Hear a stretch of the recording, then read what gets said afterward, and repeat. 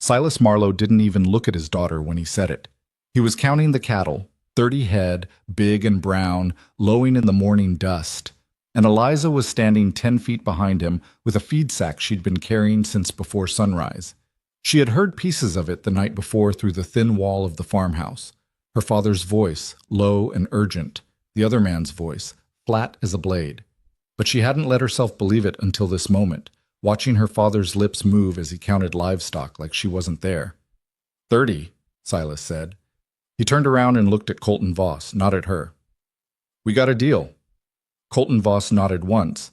He looked at Eliza the way a man looks at a fence post he's trying to decide whether it'll hold weight. Eliza's hands tightened on the feed sack. Her mouth opened. Nothing came out. Her own father had just traded her for cattle, and he still hadn't looked her in the eye. If you've ever been told, without words, without a single spoken sentence, that you are worth less than the ground beneath your feet, then you already know what Eliza Marlowe felt standing in that yard. And if you've never felt it, then stay with this story. Because what this woman built from that moment forward will shake something loose in your chest that you didn't know was stuck. Before we go further, if this kind of story moves you, if you've ever rooted for the person everyone counted out, then subscribe to this channel right now and hit that notification bell.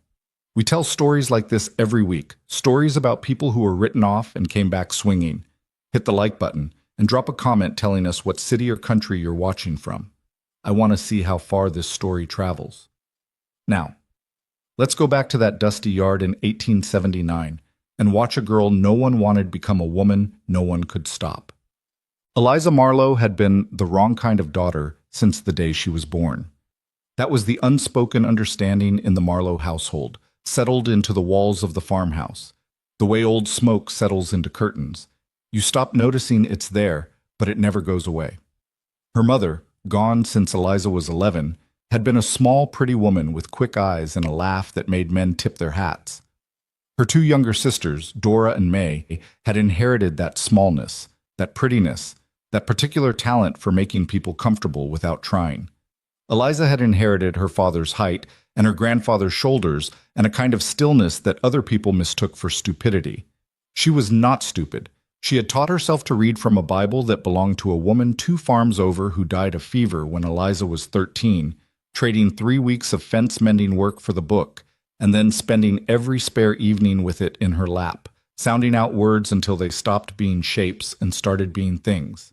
She kept a ledger, her own, not her father's, in which she tracked the farm's output and expenses in handwriting that was cramped but accurate, and she had known for 2 years before her father admitted it to himself that the Marlowe farm was dying. The soil in this particular stretch of Hill County, Texas, had never been generous, but it had been manageable. Then the western creek shifted, the way creeks do, and the lower pasture stopped getting water, and the cattle they'd built their modest savings around started losing weight, and then started dying. And Silas Marlowe, who was a proud man in the way that men who've never had much to be proud of are proud, fiercely, irrationally, with no mechanism for adjustment, responded to each new disaster by doubling down on the decisions that had caused it. He borrowed against the land. He bought cattle he couldn't feed. He turned down the offer from his neighbor Deacon Willis to share a well because accepting help felt like surrender. And by the time Eliza was 19 and her sisters were 16 and 14, the farm was not dying anymore. It was dead. Harlan Crow had arrived in Hill County 2 years earlier with money that seemed to have no source and an appetite for land that seemed to have no limit. He was a big man, not in height, but in presence.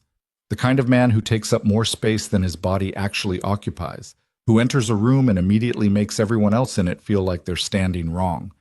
He wore his suits in a way that made other men aware of their own clothing. He smiled constantly, which should have been warm but wasn't, because his smiles never reached the places smiles are supposed to reach. He'd bought the Patterson place first, then the old Rigby homestead, then 3 parcels on the northern ridge that nobody had figured out how to farm. Each purchase came after a period of quiet difficulty for the seller. A fence that kept getting cut, livestock that kept getting sick, water that stopped tasting right. Nobody could prove anything. Crow was always sympathetic, always first to offer a fair price, always made you feel like selling to him was your own idea. When the Marlowe cattle started dying, Silas didn't connect it to Crow. Silas didn't connect much of anything to much of anything, which was part of how he'd gotten to where he was.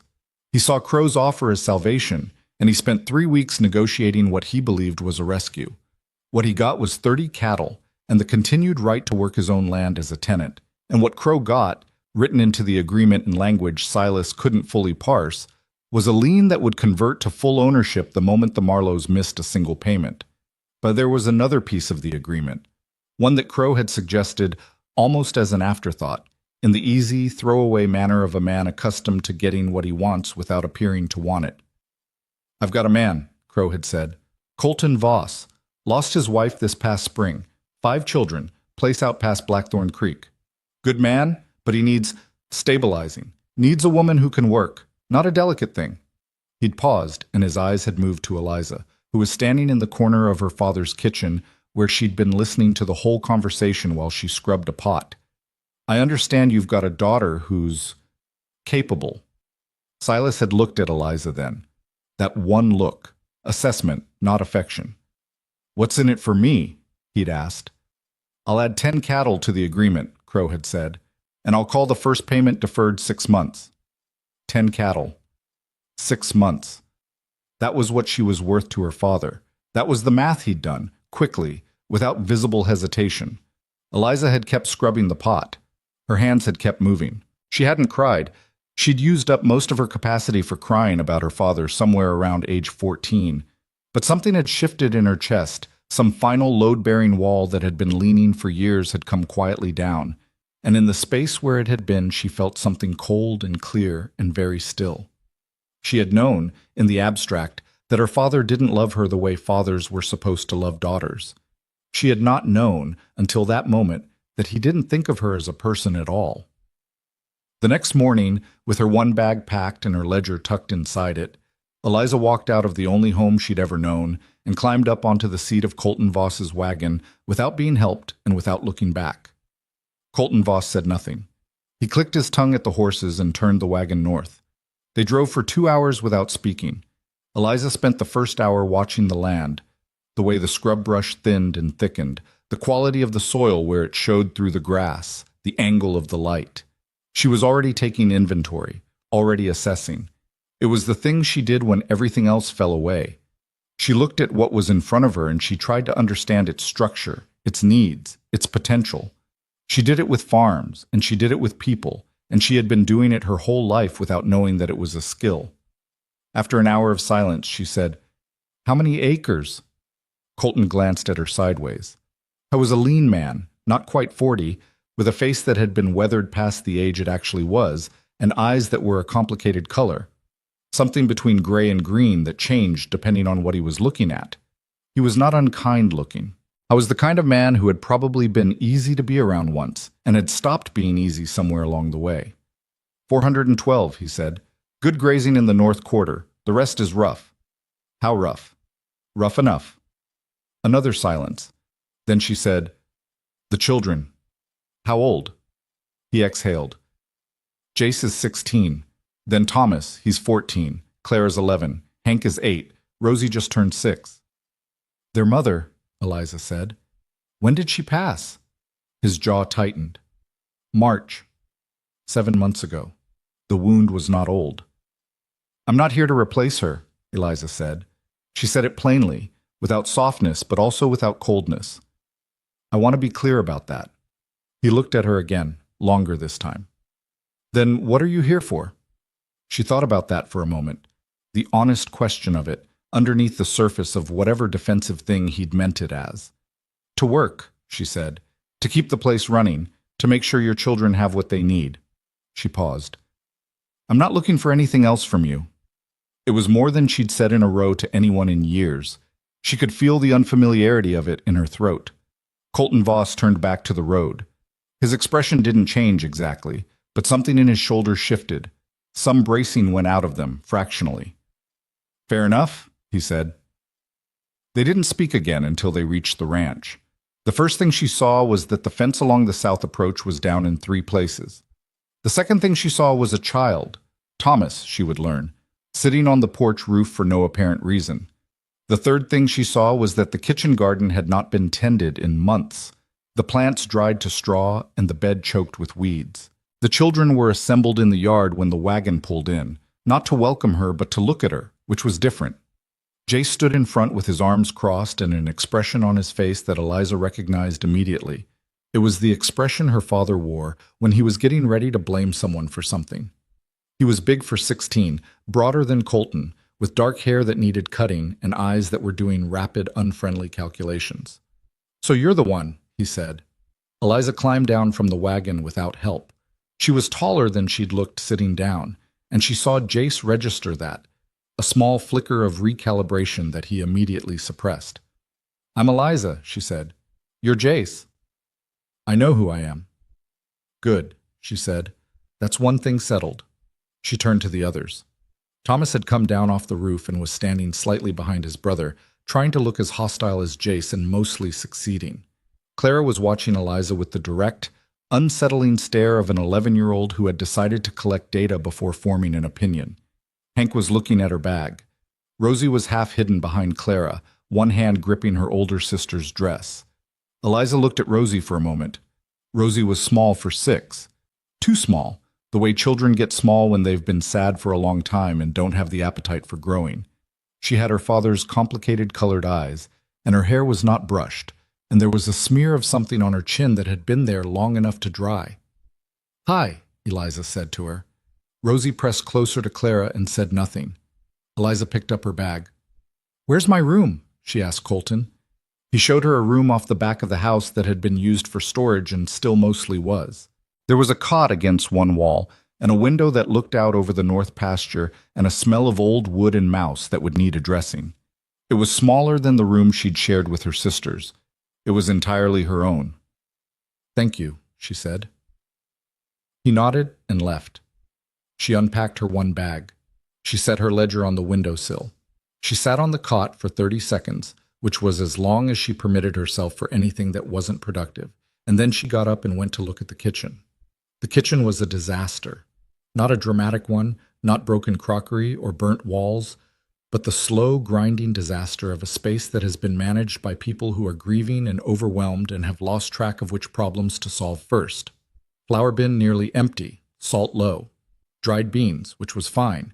A side of salt pork that was going to need to be used in the next day or two or thrown out. A cast iron pan with old grease in it that had gone rancid. She found an apron on a hook and put it on. She was elbow deep in cold water with the pan when she heard Jace's voice behind her. "That's not your kitchen." She didn't stop scrubbing. "It is now." "We don't need you here." "Your salt pork is about to turn," she said. "You have beans but no cornmeal, and whatever your flour situation is, you're a week out from having none. You need me, or someone like me." She looked over her shoulder at him. "If you've got someone else in mind, now's the time." He stared at her. His jaw was working. "I'm not trying to take anything from you," she said, and she meant it. "I'm not trying to take your mother's place or run your father's house or tell you how to live. I'm trying to make sure you and your brother and your sisters eat next week. That's it." Something moved across his face, something young and hurt that he was trying very hard to bury under the hostility. "She's only been gone 7 months," he said. His voice had a crack in it that he immediately clamped down on. "I know," Eliza said. She said it quietly, without the shape of an apology, but with the weight of one. "I know she has." She turned back to the pan. Jace stood there for another long moment, and then she heard his boots on the floor going away. That was how the first evening went. She cooked the salt pork with beans and a small pot of rice she found in the back of a cupboard, and she set it on the table, and the family ate without speaking. And afterward she washed the dishes herself because no one offered and she didn't ask. And then she went to her room and lay on the cot in the dark and thought about what needed doing and in what order. The fences were first. You couldn't run cattle on a range with open fences. She was up before dawn. Colton found her at the tool shed an hour after first light, sorting through what was there. He stood in the doorway and watched her for a moment. "What are you doing?" he asked. "Inventory," she said without looking up. "You've got 3 good fence posts and about 15 that need replacing, and whoever sharpened these tools last did it wrong." She held up a post hole digger. "You want the fence along the south approach fixed, you're going to need to go to town for posts. Or you can split your own if you've got the timber. I saw a stand of cedar about half a mile east that'd do." Colton was quiet for a moment. You know how to split fence posts? She set down the post hole digger and looked at him. Mr. Voss, I have been running my father's farm for the last 4 years. I know how to do most things. The things I don't know, I figure out. She picked up the digger again. The fence along the south is what needs addressing first. After that, the kitchen garden. But that's secondary. After that, we should look at the winter feed situation, because if you're expecting to keep cattle through January on what I've seen so far, you're going to be short. He stared at her for a moment with an expression she couldn't quite read. Not hostile, not warm, somewhere in between. All right, he said. All right, she agreed, and went back to sorting. The first week was the kind of hard that doesn't have drama in it, just the grinding, physical, relentless kind that wears your hands to cracks and your muscles to a constant low ache. She split fence posts with a maul and a wedge in the cool of the early morning. She reset fence lines in the afternoon heat. She cooked in the evenings and cleaned up after, and somewhere in between she found small windows of time to start reclaiming the kitchen garden, pulling weeds, turning soil, assessing what might still be worth saving this late in the season. The children watched her. They were not helping, but they were watching. Thomas was the easier of the two older boys, she'd figured out quickly. Not because he was kinder, but because he was more honest about his curiosity. He would drift near whatever she was doing and find some excuse to be there, pretending to look for something or check something, and she let him do it without comment. On the 4th day, he picked up a fence post without being asked and carried it to where she was working, and she said thank you without making anything of it, and he grunted and walked away, and that was progress. Clara came to the kitchen on the 3rd evening and stood in the doorway. Do you want to help? Eliza asked, not looking up from the dough she was working. I'm 11, Clara said, as if that were either an explanation or an objection. I know. Can you peel potatoes? A pause. Yes. Potatoes are in that box there. Clara got the potatoes. She sat at the kitchen table and peeled them with surprising efficiency, and they worked in silence for 20 minutes, and Eliza thought, this one is going to be all right. Rosie had not spoken to her yet. Not once. She watched from doorways and from behind furniture and from the far side of rooms with those big, quiet eyes that saw more than anyone knew. Eliza did not push her. She left small things in Rosie's path, a piece of bread with the good crust, a cup of warm milk set on the table just before the child drifted past, and did not watch to see if they were taken. On the 6th day, Jace picked a fight. He did it properly. Not random cruelty, but planned provocation, the kind that knows exactly which nerve to find. Eliza had been rehanging a kitchen cabinet door that had been off its upper hinge for apparently months, based on the pattern of wear on the frame, and she had the door balanced on her knee and the screwdriver in her hand when Jace came in and said, in a voice designed to be heard, "My father should have gotten more than 30 cattle." The cabinet door slipped on her knee. She caught it. She did not respond immediately. She finished seating the screw. She set the screwdriver down. She lowered the door, checked that the hinge was seated properly, and opened and closed the cabinet twice. Then she looked at Jace, who was watching her with his arms crossed and his jaw set, ready for anger. He had set up a target and thrown the rock and was waiting for the glass to break. She said, "You might be right." He blinked. "That was your father's decision and your father's negotiation, and I don't have an opinion about it either way." She picked up the screwdriver again. "But I'll tell you what I do know. I'm here. That's not changing, and you can spend the next year making sure every hour of that is miserable for both of us, or you can make something different out of it. That's your choice. Not mine." Jace's mouth opened, closed. "Your hinge on that upper bedroom door is going too," she said. "You want me to fix it?" He looked at her for a long, unreadable moment. "I don't need you to fix my door," he said, but his voice had lost its edge. "All right." She moved to the next cabinet. "Let me know if you change your mind." He didn't slam the door when he left. She considered that meaningful. The end of the first week brought the first real crisis, and it came, as crises often do, from a direction she hadn't been watching. She was at the creek, the northern one, past the cedar stand, filling buckets, because the yard pump needed a new leather cup that Colton hadn't gotten around to fetching from town. When she noticed the water, she noticed it first by smell. There was something underneath the usual smell of creek water, something mineral and wrong, the way metal smells when it's been sitting in heat. She set down her buckets and crouched at the bank and looked at the surface, which looked fine, clear, moving, nothing visible. And then she put her hand in and held it there, and when she pulled it out, her skin had a slight oily quality that it shouldn't have. She didn't fill the buckets. She walked back to the ranch and went to find Colton, and she told him what she'd found, and she watched his face go through several expressions in quick succession: disbelief, concern, a flicker of something that might have been recognition, before settling into a flat kind of worry. "Cattle been drinking from that creek," he said. "I know. When did they last show signs?" "2 weeks back I lost a heifer, put it down to bad grass." "It's not the grass," she said. He looked at her. "How do you know?" "Because the grass in your north pasture is fine. I checked it the second day." "Habit. Your soil's not the problem, your water is." She paused. "My father's cattle went the same way before I got here. He lost 8 head over the summer. Everybody said it was the heat." She said it without emphasis, just laying the fact down on the table between them. "Someone's putting something in your water, Mr. Voss." The silence that followed had a particular quality. The silence of a man hearing something that explains things he hasn't been able to explain and doesn't want the explanation to mean what it means. "That'd be a hell of a thing to prove," he said. "Yes," she said. "It would."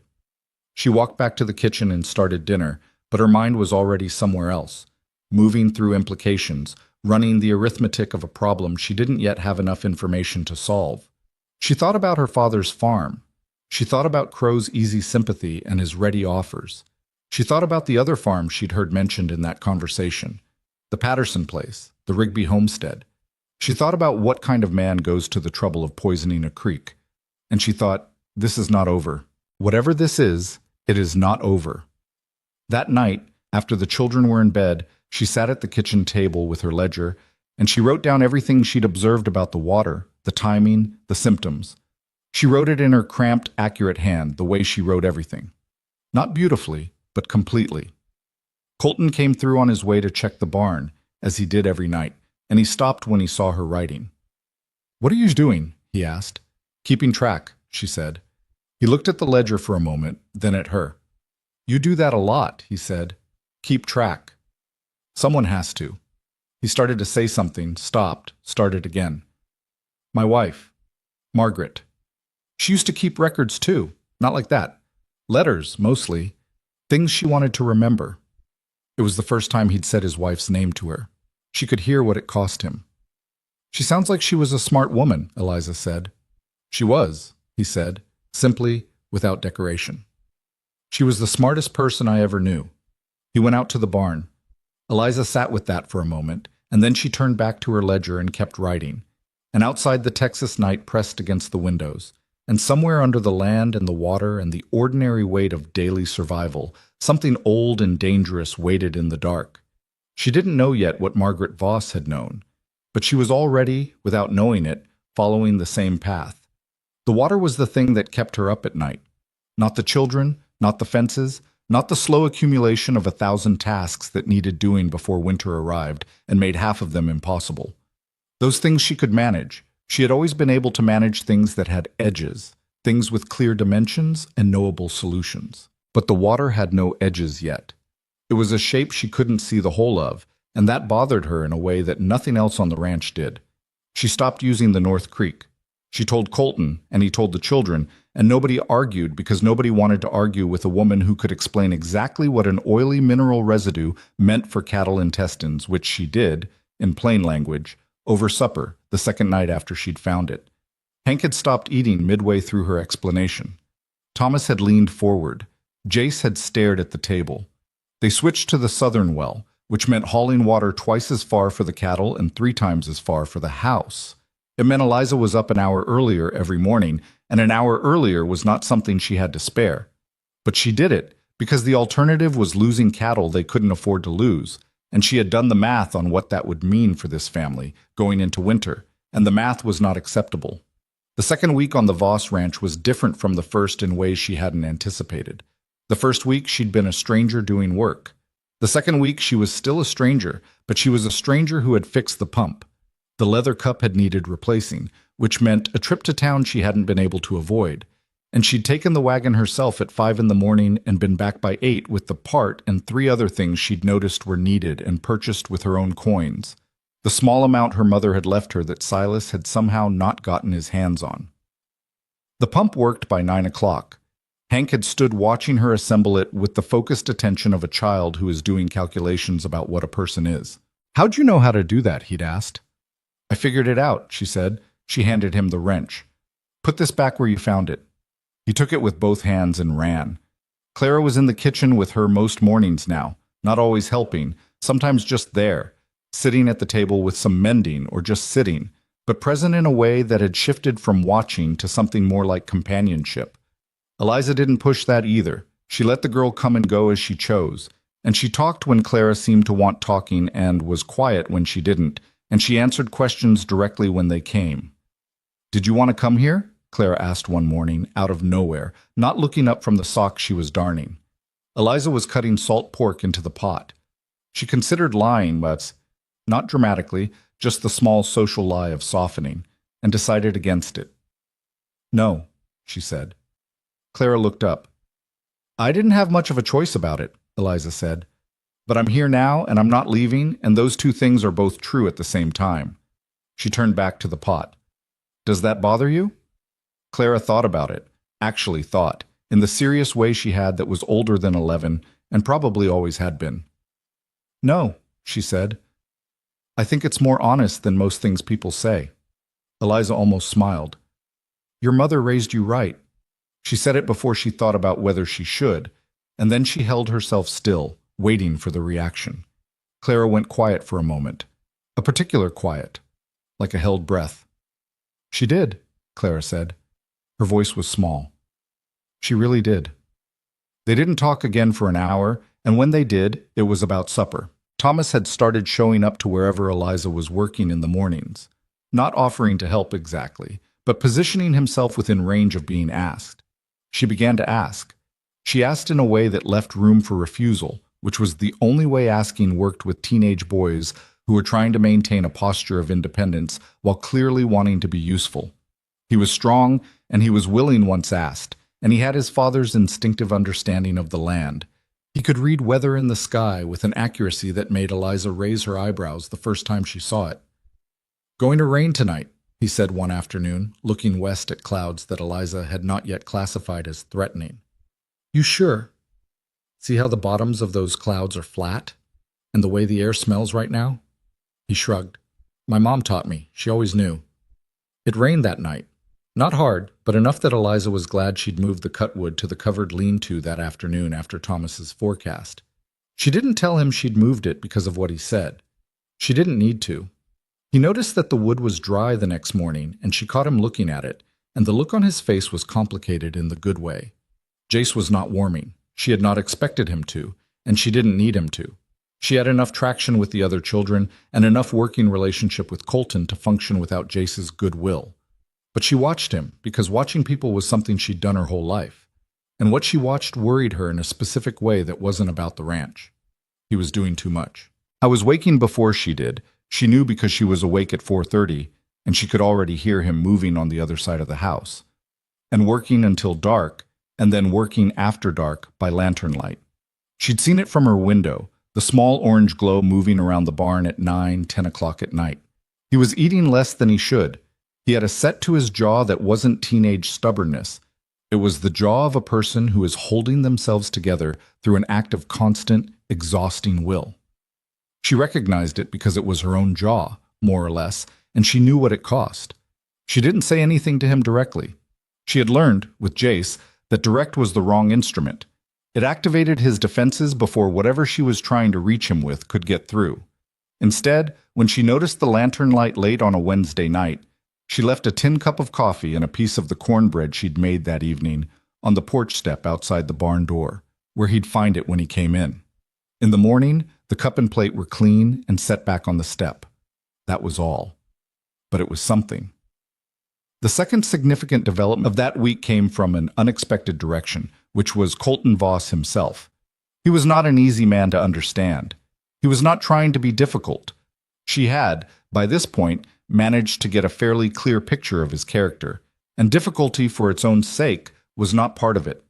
He was private the way people get private after loss, when everything that mattered is suddenly interior and the exterior world is just surfaces you move through. He worked hard. He was fair with the children, if not warm. Warmth seemed to require energy he didn't currently have, and she understood that. He said what he meant. He didn't pretend things were all right that weren't. What she hadn't expected was that he paid attention. She found this out because on the Thursday of the second week, she came back from the south pasture in the middle of the afternoon to find that the broken shelf bracket in the kitchen, the one she'd been intending to fix herself but hadn't gotten to, had been repaired. Cleanly. Better than she would have done it, actually, with a proper metal bracket instead of the wedge and nail solution she'd been planning. She stood and looked at the shelf for a moment. At supper, she said, "Thank you for the shelf." Colton nodded without looking up from his plate. "How long had you been meaning to fix it?" she asked. A pause. "Since March. Since Margaret died." She nodded and didn't say anything else. But that night, going over her ledger, she added a small note in the margin. Not about the ranch, just 2 words. Paying attention. It seemed important to record. The trouble with Jace came to a head in the middle of the second week, and it came from a direction she'd been watching for but couldn't entirely prevent. She was in the barn helping Colton with a calf that had come into the world with a hind leg in the wrong position, a problem that needed 2 people and some degree of coordination and had necessitated the closest she and Colton had been to each other since she'd arrived. The work was messy and necessary and left no room for anything except the task. And afterward they'd stood up in the hay smell of the barn with their sleeves rolled up and their hands needing washing, and Colton had said quietly, "You've done that before." "My father's 3rd cow, spring of 16, she said. "Learned the wrong way first and then the right way. The wrong way almost lose the calf? Lost the calf," she said. "Right way saved the next 3. Something shifted in his face. Not warmth, exactly, but a kind of respect that was different from what had been there before. Less wary. More direct. It was the precise moment that Jace chose to appear in the barn doorway. She didn't know, afterward, how long he'd been standing there or how much he'd seen. What she knew was that the expression on his face when she noticed him was not hostility. It was something more complicated and more painful. A teenage boy's terrifying mix of jealousy and grief and anger that has nowhere rational to land. He looked at his father. He looked at Eliza. He left without a word. Colton closed his eyes briefly. "I'll talk to him." "Not yet," she said. "Give him a day." Colton looked at her. "He's not angry at us," she said. "He's angry because he wants things to be different, and they're not." She picked up her coat from the stall rail. "A day. If it's not better by then, you can talk to him." Colton considered that for a moment. "All right," he said. The next morning, Jace was gone before she was up. He came back at noon with 2 jackrabbits he'd snared, which he dropped on the kitchen table without ceremony. "For supper," he said, to no one in particular. Eliza picked one up and checked it. Properly cleaned, competently done. "Good catch," she said, and started toward the larder for salt. "I know how to clean them," he said, with some of the old edge. "I can see that." She came back with the salt. "You want to help with supper or not?" A long pause. The kind of pause that is a decision being made. "I guess," he said. He stood at the table and cut the rabbits into portions while she prepared the pot, and they worked next to each other in something that was not quite peace, but was something adjacent to it. He was clumsy with the knife. Not bad, just untrained, hacking where he should be slicing. She said nothing. When he handed her a piece and waited, she took it without comment. At supper, Rosie sat next to Eliza for the first time. Not touching her, not speaking to her, but there, deliberately chosen, seat pulled close. Eliza felt the child's warmth on her left side and kept her face neutral and did not make it a thing, because making it a thing would undo it. After supper, Rosie tugged once on Eliza's sleeve. Eliza looked down. "The rabbit was good," Rosie said. Her voice was almost inaudible. "Jace caught them," Eliza said. Rosie considered that. Then she went to find her brother, and Eliza heard from the other room a small child's voice saying something to a teenage boy that made the boy go very quiet for a moment before he answered. She didn't listen to what they said. Some things were not hers to hear. The third week brought the crisis she'd been sensing since she put her hand in the North Creek. It started with a rider. She was working on the east fence when she heard hoofbeats on the access road. Not from town, from the north, which meant from the direction of open range and the properties that lay beyond it. The rider came into view over the low rise. A woman, somewhere around 40, riding hard and alone, which was unusual enough that Eliza straightened up and waited. The woman pulled up short when she saw Eliza, clearly expecting Colton, and then seemed to decide it didn't matter. "Is Voss here?" she asked. She was breathing a little fast, not from the ride. "He's in the north pasture," Eliza said. "I'm Eliza Voss. Can I help?" She hadn't called herself that before. It came out without her deciding on it, and she noted it and filed it away for later consideration. "Ruth Deaver," the woman said. "My husband's got a place east of here, the Deaver homestead. We've been losing cattle 2 months. Something wrong with our East Creek." She looked at Eliza with sharp, tired eyes. "Heard you stopped using your North Creek." Word traveled fast out here. "That's right," Eliza said. "When did yours start?" "Late August. We lost 4 head before we figured out what was happening. My husband thought it was our well, spent 2 weeks digging a new one, but the cattle from the east pasture kept going." Ruth Deaver's jaw tightened. "We can't make winter at this rate." Eliza set down her wire stretcher. "Have you talked to anyone else?" "Other ranchers." "The Holloways lost cattle in July. Wouldn't say from what. The Beckett place, their whole east herd's been sick since September." Ruth looked at her steadily. "We've all got east running water, all of it sourced from the same ridge." Eliza felt the pieces of something begin to arrange themselves, the way puzzle edges find each other before the picture is clear. The ridge north and east. The same ridge where Crow had bought those 3 parcels that nobody had figured out how to farm. "Come to the house," she said. "I want you to talk to my husband." Colton listened to Ruth Deaver with his arms on the table and his face doing the things it did when he was being very still and very careful. When she finished, he looked at Eliza. "You think it's connected," he said. Not a question. "I think it's worth asking what's upstream of every affected ranch," she said. "And who owns the land upstream?" Ruth Deaver was quiet for a moment, then, "Crow bought the ridge parcels 14 months ago, all 3 of them." The name fell into the room like a dropped stone. Nobody said anything for a moment.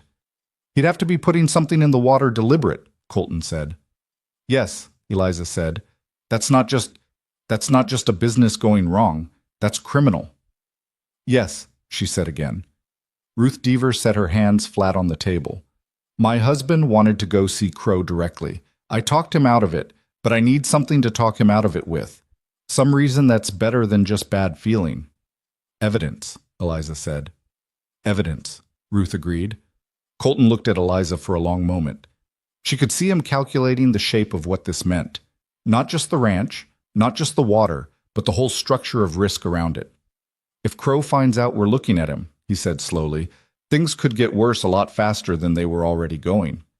"I know," Eliza said. "He's got men. He's got money. He's got the sheriff in his pocket, near as I can tell." "I know that too." "Then why—" "Because Margaret's children are drinking water from this land," she said. She said it quietly and without any shape of accusation, just the plain fact of it. "And because 3 other families are losing their livelihoods. And because if we don't find out what's happening on that ridge, somebody's going to sell out of desperation, and Crow's going to buy another piece of this valley, and then another, and then one day there won't be anyone left to stop him." Colton was quiet for a very long time. "What do you need?" he said. "I need to know what's on those ridge parcels. Not from town, from up close." She looked at both of them. "And I need to know if anyone else has been watching this. If anyone else has tried to get answers." Ruth Deaver looked at her hands. "Margaret Voss asked me something a few weeks before she passed. She asked me if I'd noticed anything different about the water." The room went very still. Colton's face changed completely. "What?" "She didn't tell me why she was asking. She said she was just curious, that she'd read something." Ruth looked up. "I didn't think much of it at the time. She was already sick. I thought—" She stopped. "I thought she was just talking." Colton pushed back from the table and stood up. He walked to the window and stood there with his back to the room. Eliza watched him carefully. "She knew," he said. His voice was strange. "She was already sick, and she was trying to figure it out." Maybe, Eliza said. "Or maybe she just had a feeling and was gathering pieces." She paused. "Did she keep notes?" Records? Letters? He turned around. His face was the face of a man being asked something that opens a door he has kept shut. She kept everything, he said. Boxes of it. I couldn't. After she passed, I put it all in the back room. I haven't. He stopped. I haven't opened any of it. Eliza didn't say anything. He looked at her for a long time. All right, he said finally, his voice rough at the edges. All right. Ruth Deaver left an hour later with a promise to have her husband ride over the following week, and with a look on her face that was not quite hope, but was the thing that comes just before hope, when you've been alone with a problem long enough that finding someone else who sees it feels like surviving something. Eliza went to the south fence in the afternoon and worked until dark without stopping, not because it needed doing that badly, but because she needed to move, needed the physical vocabulary of the work to organize the things moving through her mind. The weight of what was gathering around this family and the others, the scale of the deliberateness behind it, was enormous, and she needed to carry it somewhere, and her body was the only place she knew to put that kind of thing. She was washing up at the yard pump when Jace came out of the barn. He stopped when he saw her. For a moment they just looked at each other in the falling dark. Something's wrong, he said. It wasn't a question. He'd have been watching the household longer than she'd been in it, and he knew its currents. She thought about deflecting. She thought about all the reasons not to tell a 16-year-old the full shape of what she was thinking about. Then she thought, he's been getting up before dawn and working until midnight trying to hold this place together by himself. He deserves the truth. Something might be, she said. I'm still trying to understand what. Jace looked at her for a long moment. Is my father in trouble? Not yet, she said, and I'm going to do everything I can to make sure it stays that way. Whatever he'd been expecting her to say, it wasn't that. She could see it on his face, the small recalibration, the slight thaw. Not trust, not yet, but the precondition of it. Okay, he said. He went back inside. Eliza stood at the pump for another minute, looking up at a sky crowded with stars that out here you could actually see, all of them burning away up there without any concern for what was happening below.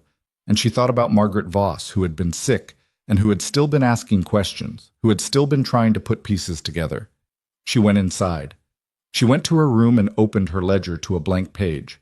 At the top she wrote, "What Margaret knew," and underneath that she began to write everything: the water, the ridge, the Deaver cattle, the Holloway losses, the Beckett herd, Crow's land purchases, the timing, the pattern that was not a coincidence because there was too much of it to be a coincidence. She wrote until the lamp needed refilling and wrote after that in the dark until she couldn't see the page. And when she finally stopped, her hand was cramping and her back ached, and she had 4 pages of notes that were still not an answer, but were the shape of a question that could be answered. She fell asleep sitting up and woke at 4 with her face on the ledger and a crick in her neck and the absolute clear-headed certainty, in the way certainty sometimes arrives in those first dark seconds of waking, that the answer she needed was in this house. Margaret had kept everything, and Margaret had been asking questions. And somewhere in those boxes in the back room, in the records of a woman who had died too soon with too much still in her hands, there was something that Harlan Crow had not found. Eliza got up and started the fire and put the coffee on and stood at the kitchen window watching the sky lighten, and she thought, I am not Margaret Voss. I did not know her. I do not have her history or her children's memories of her or the grief that her husband carries like a second skeleton. But I am in her house, and I am following the same thread she was following, and I am not sick. Colton didn't open the boxes that morning. He didn't open them the next morning either, and Eliza didn't push him because she understood the geometry of grief well enough to know that some doors can't be opened on someone else's schedule. She made the coffee. She fed the children. She worked the fence line and hauled water and watched the North Ridge through the clear morning air and thought about Margaret Voss, who had been sick and still asking questions, and she waited. On the 3rd morning, she came into the kitchen before first light and found Colton already there, sitting at the table with a box in front of him and his hands flat on the lid, not opening it, just sitting with it. She went to the stove and put the coffee on and did not say anything. She could hear him breathing. After a while, he said, I don't know what I'm going to find. You don't have to look today, she said. If I don't do it today, I won't do it. His voice was rough and low. I've been not doing it for 7 months.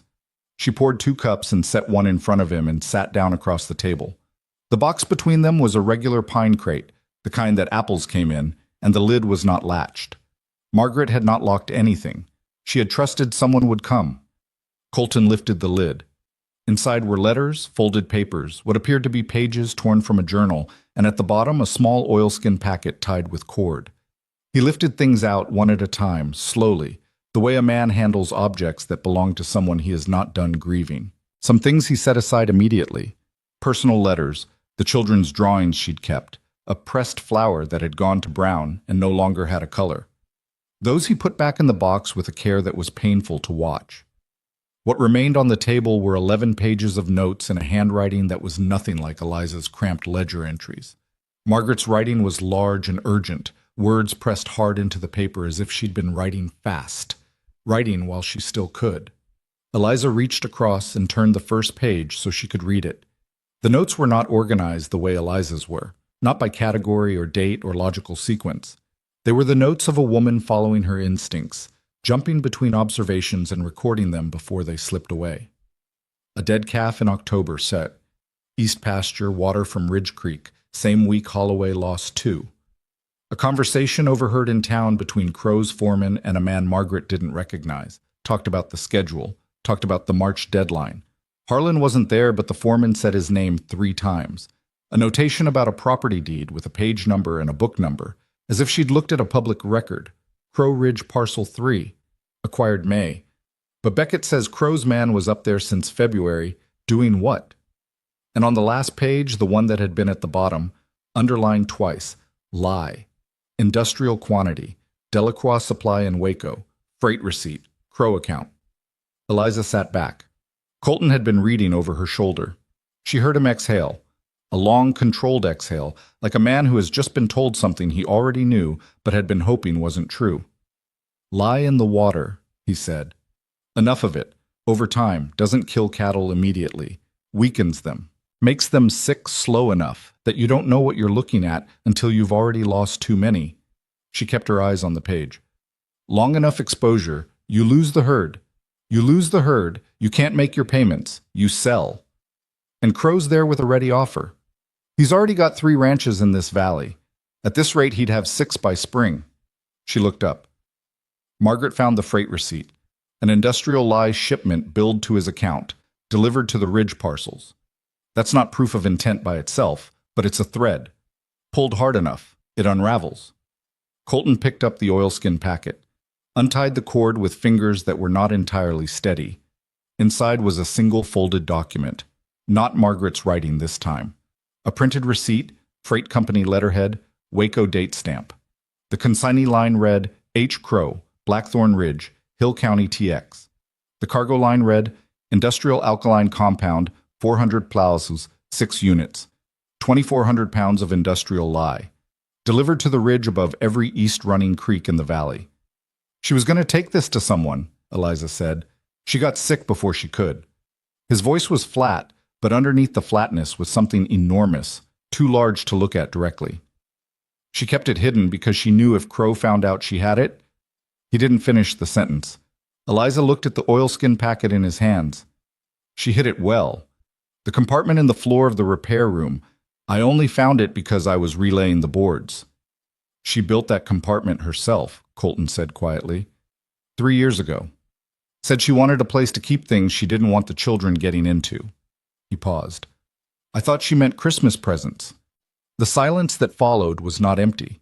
It was full of Margaret Voss, her intelligence, her caution, her terrible timing, the way she had gathered evidence while she was dying and hidden it carefully in the last place Crow would think to look, and then trusted that someone would eventually find it. Eliza picked up the freight receipt very carefully, as if it were something that could break. We need more than this, she said. This is one document. A lawyer could argue it 6 different ways. What else do we need? We need the creek samples. Water from the North Creek tested against the Ridge runoff, something that shows the contamination coming from that direction. We need statements from the other families. The Deavers, the Holloways, the Becketts. Written and signed. She set the receipt down. And we need someone to look at those Ridge parcels and tell us exactly what's up there, because a receipt for lie is one thing, finding where it went is another. Colton looked at her steadily. The Ridge parcels. Those are Crow's land. Yes. Going up there without his permission is trespassing, she said. Yes, it is. She met his eyes. Tell me you have a better option. He thought for a moment. We could go to the county assessor. The deeds are public record. Margaret had a book and page number. He tapped the note. If we can pull the deed description, we'd know exactly what's on those parcels legally. That's good, she said.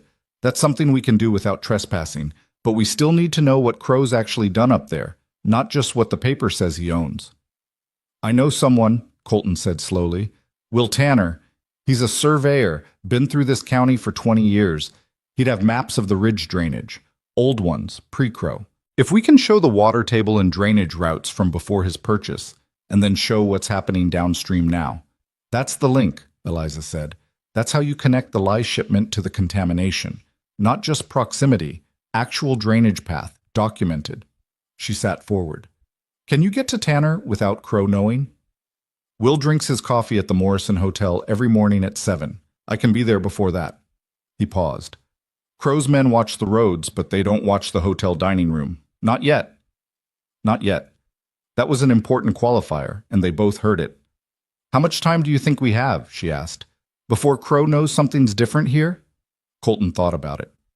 Ruth Deaver's husband, Frank. He's not a careful man. If he puts it together that we're all talking to each other. I'll go see Ruth today, Eliza said immediately. Before anything else, tell her Frank needs to stay quiet until we have everything assembled. Colton nodded. Then he looked at her across the table with an expression she hadn't seen from him yet. Not the wary assessment of the first weeks, not the working respect that had been growing since the calf and the pump and the fences. Something more direct. Something that had the shape of gratitude but was wider than that. Eliza, he said, and then stopped. Don't, she said, not unkindly. Let's just get it done. He almost smiled. It didn't quite make it to his face, but it almost did.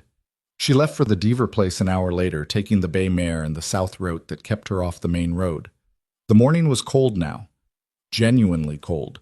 Not just cool, the first real bite of the season. She rode with Margaret's notes folded inside her coat and the oilskin packet with the freight receipt tucked inside that, against her body where it was warm, and she thought about the timing of all of it.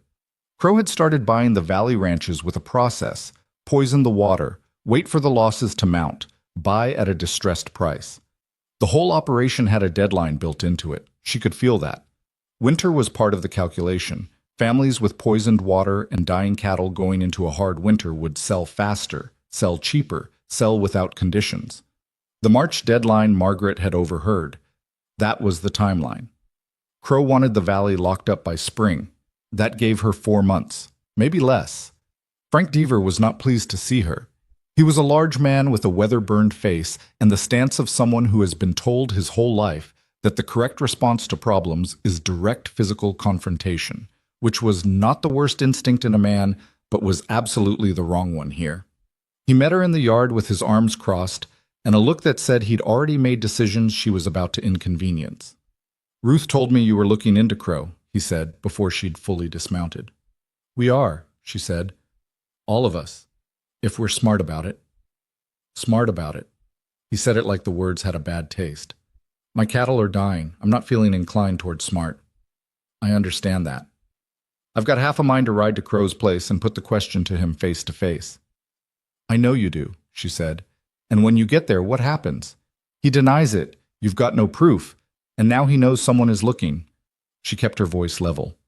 His men follow you home. They go through your place looking for anything that connects you to the other families. And anything we've gathered so far disappears. Frank's jaw worked. I've got a freight receipt with his name on it, she said. Signed. I've got water samples. I've got a surveyor who can show the drainage path from his ridge parcels to every affected creek in this valley. I am 4 to 6 weeks away from having something a circuit court judge cannot ignore. She looked at him steadily. Give me 4 to 6 weeks, Mr. Deaver, and you won't need to ride to Crow's place. You'll watch a federal marshal do it for you. Silence. Frank Deaver looked at her for a long time. Who are you? He said. Not hostile, genuinely asking. I'm the woman who's going to make sure your cattle don't die for nothing, she said. That's enough for now. Ruth appeared in the doorway of the house. She'd been listening. She looked at her husband with an expression that was the entire negotiation compressed into a single glance. Frank uncrossed his arms. 6 weeks, he said. Not a day more. I'll do my best, Eliza said, which was honest, and she remounted and started back before he could reconsider. She was 2 miles from the Voss ranch, on the narrow track through the cedar brake, when she heard the horse behind her. Not fast, not pursuing, just following at a distance that a person who wasn't paying attention might not notice. She kept her pace and her direction and didn't look back, and she moved her hand to where the rifle was tucked against the saddle, and she thought, all right, here we are. She turned off the track at the cedar stand and went into the trees and came around in a wide arc and came out behind the rider who had been following her, which was possible because she knew this particular stretch of land now in a way that the follower apparently didn't. The rider was a young man, not much older than Thomas, actually, which surprised her. He was riding a good horse, too good for a ranch hand, and when he pulled up short at finding her behind him instead of ahead of him, his face did something complicated. "Who sent you?" she said. He opened his mouth. "Don't," she said. "We're past that." "Who sent you?" He was not a skilled liar. She could see it in the way his eyes moved. "Nobody. I'm just—" "You've been on this road for 2 miles," she said. "At exactly my pace. Nobody does that by accident."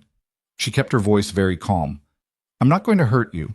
I want you to carry a message back to whoever it is you're carrying messages for. Can you do that?" He stared at her. "Tell them," she said carefully, "that whatever they think they know about what I'm doing, they don't know all of it, and that the next person they send on this road, I'll know their face." She held his gaze. "That's all. You can go." He went, fast. She watched him until he was out of sight, and then she sat on the mare in the cedar brake for a moment and allowed herself, privately, the small luxury of fear. Just a minute of it, feeling the actual weight of what she'd stepped into, the real dimensions of the danger. Crow had men watching, had maybe already been watching, maybe had been watching since Ruth Deaver asked around about the water. 1 minute. Then she put it away and rode home. Colton was back from town when she arrived. He had a look on his face. "Tanner says the original survey maps from the ridge drainage are in the county seat at Hillsboro. He can get them, but it takes a week to make the trip properly." He paused. "He also says Crow was in the Morrison Hotel this morning, half an hour after I left. He wasn't there when you spoke to Tanner?" "No, but close enough." His eyes were careful. "I was followed on the way back." "So was I," she said. "Different man?" "Probably. Crow's got at least 3 men I can identify. Likely more I can't." He was quiet for a moment. "Eliza, he's moving faster than we thought." "Yes." "If he knows we're building something—" "He doesn't know what we have," she said. "Not yet. He knows we're talking to each other. He doesn't know about Margaret's notes or the receipt." She was still in her coat, the document still inside it, and she was aware of that weight against her chest. "We need to get the other family's statements written and witnessed before this window closes. Ruth and Frank Deaver, the Holloways, the Becketts. If we can get all of them to a single location—" "Not here," Colton said immediately. "No, somewhere Crow's men don't watch." They looked at each other. "The Morrison Hotel," Colton said slowly. 3 families coming to town on the same day isn't unusual. Market day is Thursday. If everyone came for market and happened to gather in the back room of the hotel for an hour," she said, "Morrison owes me a favor from before Margaret died. He'd give us the room." "Thursday," she said. 4 days. 4 days, he agreed. It should have been enough time. In a reasonable world, it would have been. But on the second night, Jace woke her at 2 in the morning by pounding on her door, and when she opened it, his face was white in the lantern light. "There's someone in the north pasture," he said. She was dressed and outside in under 2 minutes, which was possible because she had been sleeping in her clothes since the rider in the cedar brake. Colton was already at the pasture fence when she reached him, standing very still and listening. She listened too. Cattle moving. Not the normal night shift of cattle settling. Something purposeful, the particular sound of a herd being directed. "Someone's cutting cattle," Colton said, his voice very low. "Not poisoning, stealing, direct, immediate, designed to do damage that couldn't be reversed or recovered. You could survive poison if you found it in time, could save some of the herd, could get a doctor's statement and call it evidence. But stolen cattle were gone, and winter was coming. And a man with no cattle going into winter was a man who would sell. Colton had his rifle. Eliza went back to the house at a run. But for Thomas, who she shook awake with one hand and said, "Ride to the Deaver place, fast as you can. Tell them cattle are being moved in the north pasture, and we need Frank Deaver and whoever he can bring. Ride now." Thomas was 17 years old, and he had his father's instincts. He did not ask questions. He was on a horse in 4 minutes. Jace was at the pasture fence when she got back, and he had a rifle she hadn't known he owned, and he was watching the darkness with an expression that was not a boy's expression. "How many?" she asked him. "I counted at least 4 horses," he said. "Maybe 5. They've got the west end cut off. 4 or 5 men, at least, in the dark, with cattle moving. Against 2 adults and a teenage boy. Those were not good numbers." "We can't stop them by force," she said. Both Colton and Jace looked at her. "Not tonight. Not with these numbers." She thought fast. "But we can see them. We can get faces, descriptions." She looked at Jace. "You have good eyes in the dark?" "Better than most." "There's a rise on the northeast corner of the fence. From there you can see the west gate. Don't get close. Stay low. Stay quiet. Get what you can see. Names if you know them, descriptions if you don't, horse colors, brands if you can read them." She held his eyes. "Do not engage them, no matter what you see. Just watch."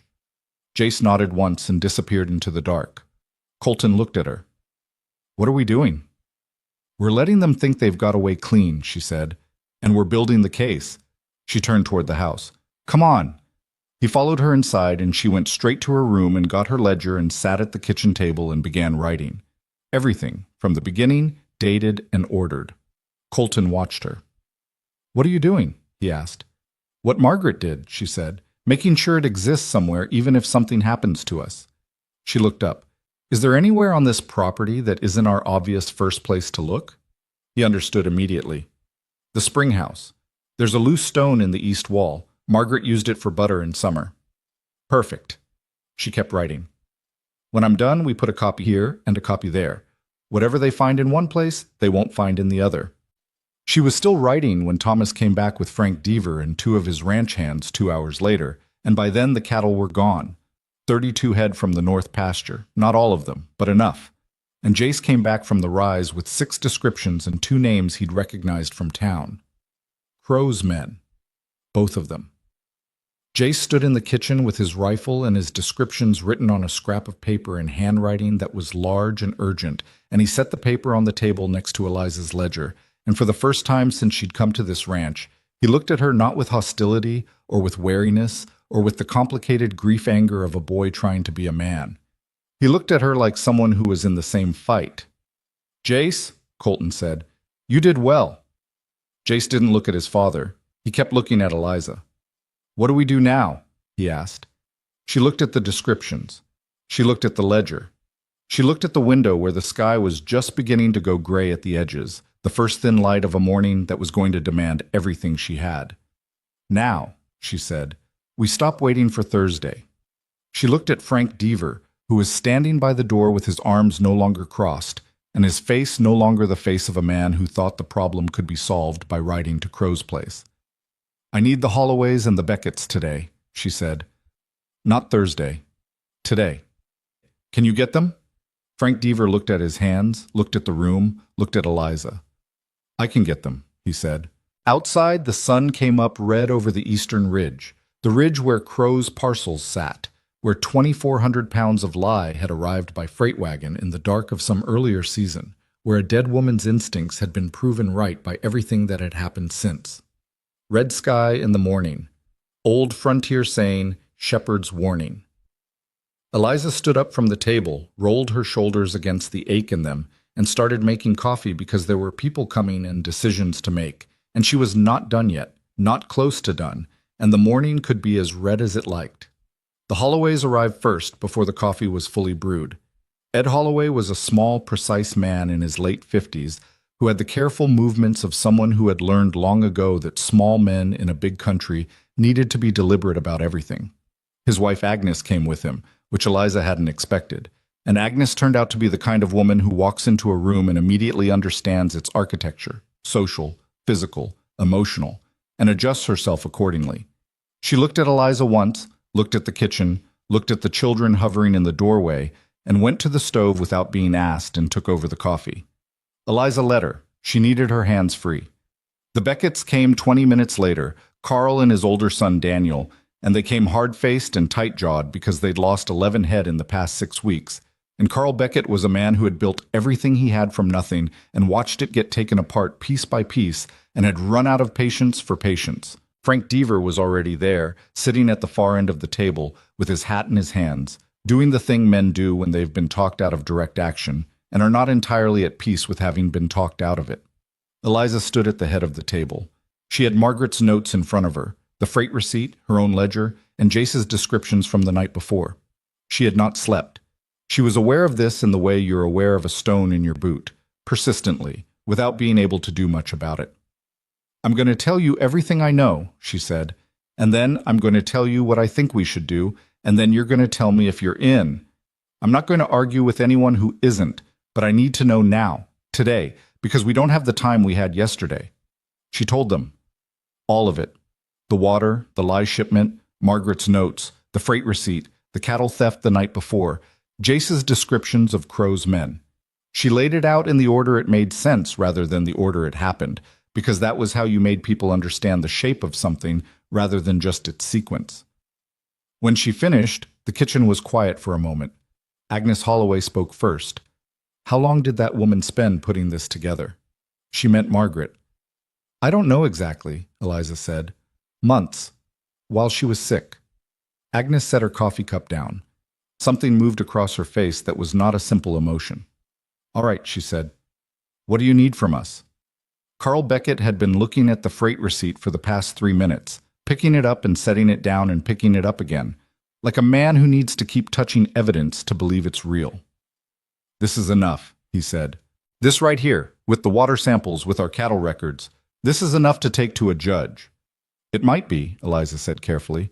"Or Crow's lawyer argues the lie was for legitimate agricultural use, and the water contamination is coincidental, and the cattle theft last night was unrelated parties, and we've got nothing that directly connects him to a deliberate scheme." She paused. "We need the drainage survey. We need the line drawn on paper from his ridge parcels to our water sources. We need Tanner's maps." "Tanner's in Hillsboro," Colton said from his position by the window where he'd been standing the whole time. "I know. How fast can he get there and back?" 6 days minimum. Road's rough this time of year." Ed Holloway cleared his throat. "I've got a nephew in Hillsboro, clerk at the land office. The survey maps Tanner is looking for. My nephew could pull them in a day." Everyone looked at him. "I didn't think of it before," Ed said without apology. "I'm thinking of it now. He can copy them and send them by rider. 3 days if the weather holds." "Can he do it quietly?" Eliza asked. "He can if I write him a letter that explains why quietly matters." Eliza looked at Colton. Colton looked at Ed. "Write the letter," Colton said. That was the first decision. The rest came harder. The question of where to take the evidence was not simple, because the county sheriff was not an option. 3 people in the room had direct observations of Sheriff Nolan's friendly relationship with Crow, which manifested in small ways that added up to something large. The way Nolan's office had expanded since Crow arrived. The new horse. The dinners at Crow's house that Nolan attended and didn't talk about. Nolan wasn't bought so much as he was comfortable, which was sometimes worse because bought men at least knew they were bought and carried the tension of it. Comfortable men had convinced themselves they were just being practical. "Circuit Court Judge," Eliza said. "Judge Harwick out of Hillsboro. He comes through Limestone County 4 times a year. When's his next circuit?"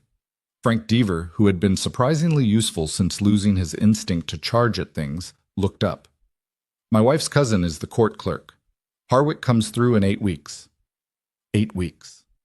It was tight against Crow's apparent March deadline, but it was something to aim at. 8 weeks to have everything assembled and ready," Eliza said. "The drainage maps, the signed statements from all 3 families. I want them written, witnessed, and sealed. The freight receipt. Margaret's notes, which I want copied twice. 1 copy stays here, 1 copy goes with someone Crow doesn't know is involved." She looked around the table. Who in this valley has had no contact with Crow? No dealings? No conversation? Nothing he'd have reason to watch? Silence. Then Agnes Holloway said, that Reverend Marsh's wife, Martha, she doesn't involve herself in land business and she's got nothing Crow wants. She'd keep a copy. Eliza had a brief internal conflict about involving a person whose household she'd rather not bring into danger, and then she thought about the alternative and set the conflict aside. Would she? I'll ask her myself, Agnes said. The meeting broke up 2 hours after it started, and when the families left, they left by different roads at different times, which was Eliza's suggestion, and which nobody argued with. When the last wagon had cleared the south gate, Colton came into the kitchen and stood looking at the table where the papers were still spread out. 8 weeks is a long time, he said. It is. Crow's going to notice that we haven't sold, that the Devers haven't sold. He's going to push harder. I know. The cattle theft last night. He stopped. That was a message as much as a loss. He knows we're talking. He knows we're not moving. Yes. She started gathering the papers, organizing them back into the order she'd need later. Which means the next thing he does will be larger. Colton was quiet for a moment. I should have done something sooner, he said, before you came. I knew something was wrong with the water. I knew the losses didn't make sense. He stopped again. She looked at him. He was not a man who explained himself easily, and she could see what this was costing him. You were managing, she said. 5 children and a dying ranch and a grief that would have leveled most people. You were managing. Margaret was trying to fix it while she was dying, and I didn't even know. No, Eliza said. And she didn't tell you, which means she made a choice. Maybe she was protecting you. Maybe she wasn't ready. Maybe she just didn't have enough yet and didn't want to raise something she couldn't finish. She held his gaze. You can't carry what she didn't give you to carry. He looked at her for a long time. You're not what I expected, he said. I know, she said. Most people aren't what other people expect. She went back to organizing the papers. The next 3 weeks had a particular quality that Eliza would remember afterward as the feeling of a held breath, everything happening under the surface, visible only in small signs if you knew what to look for. Ed Holloway's nephew sent the survey maps in 4 days rather than 3, copied in detail on good drafting paper, showing the exact drainage topology of the ridge parcels and the watershed that fed every east-running creek in the valley. Eliza and Colton spent an evening with the maps and a candle and her ledger, tracing the water routes with their fingers, and when the line from Crow's third parcel to the North Creek of the Voss Ranch was undeniable on paper, Colton sat back and let out a breath that seemed to have been held since March. The signed statements came together slowly, the way things do when you're asking people to put their names on paper that accuses a powerful man of crimes. Carl Beckett signed his readily, with a hard hand. Frank Deaver took 2 days and a second conversation before he signed, which was fine. The Holloways signed together, Ed and Agnes both, their signatures side by side in a way that looked like something had been decided between them privately before they sat down to write. Eliza wrote her own statement. It was the longest of all of them. Not because she had the most to say, but because she included Margaret's materials as exhibits and had to describe how and where she'd found them and in what condition and what they contained. It took her 3 evenings to get it right, and she rewrote the opening paragraph 4 times before she was satisfied it said what it needed to say without saying more. Jace helped her. This surprised her more than almost anything else that had happened since she'd arrived. He came to the kitchen table on the second evening when she was working on the third draft and sat down across from her without invitation, and after watching her write and cross out and write again for 10 minutes, he said, "You keep changing the beginning." "I need it to be precise," she said. "Legal language is about precision." "What's wrong with what you have?" She pushed the draft across the table. He read it, which itself was something. She hadn't known until that moment whether Jace read well or at all. He read it with his lips not moving and his eyes moving steadily left to right, which was the reading of someone who had done a lot of it. "Here," he said, pointing. "You say, the compartment appeared to have been constructed with intention. That's weak. Just say the compartment was constructed. You know it was. Appeared as a hedge." She looked at where he was pointing. He was right. "Thank you," she said. He pushed the draft back. "My mother used to say that hedging in writing is like apologizing before you've done anything wrong. He said it carefully, watching her face to see how she'd receive the mention of Margaret. She was right, Eliza said. Jace picked up the pencil she'd been using and turned it in his fingers. Can I read the rest of it, when it's done? Yes, she said. I'd like that. He put the pencil down and went to bed, and Eliza sat alone at the table for a minute before she went back to writing, and she thought, there he is. That's who he's been under all of it. The trouble she'd been anticipating came on a Tuesday, 3 weeks after the cattle theft, in the form of Harlan Crow himself. He rode up to the Voss ranch at mid-morning with 2 men behind him and the particular unhurried manner of someone who has never had to hurry because the world has always waited for him. He was wearing a good coat despite the cold being not that severe, which was the kind of thing Eliza noticed. The coat was a signal, like everything else about him, a communication of status designed to precede the actual conversation. She was at this woodpile when he arrived, splitting with the maul, and she did not stop when he rode into the yard. She split the piece she was working on, set another on the block, and split that one too before she set the maul down and straightened up and looked at him. Mr. Crow, she said. Mrs. Voss. He smiled with all the warmth of a sign. I don't believe we've had the pleasure. We haven't, she said. Colton's in the south pasture. I can send someone for him. No need. I came to check in on how you're settling. New to the area, from what I understand. He looked around the yard with the proprietary gaze of a man who is already calculating what something will be worth when it's his. Colton tells me you've had some trouble recently. Cattle losses. He knows exactly what happened. He ordered it. She kept her face entirely still. It's been a difficult season, she said. I understand a lot of families in the valley have had the same trouble. The smile stayed exactly where it was. Frontier living, nothing's guaranteed. He folded his hands on the saddle horn. I've been thinking about making Colton a generous offer on this place. Now that he's got more mouths to feed, the land might be more burden than asset. I'd give him fair value, more than fair. That's kind of you, she said, but we're not looking to sell. Times change, he said. A man might reconsider. He might, she agreed pleasantly, if times change. Right now they haven't. His eyes moved from the yard to her face and stayed there for a moment, and what she saw in them was not anger.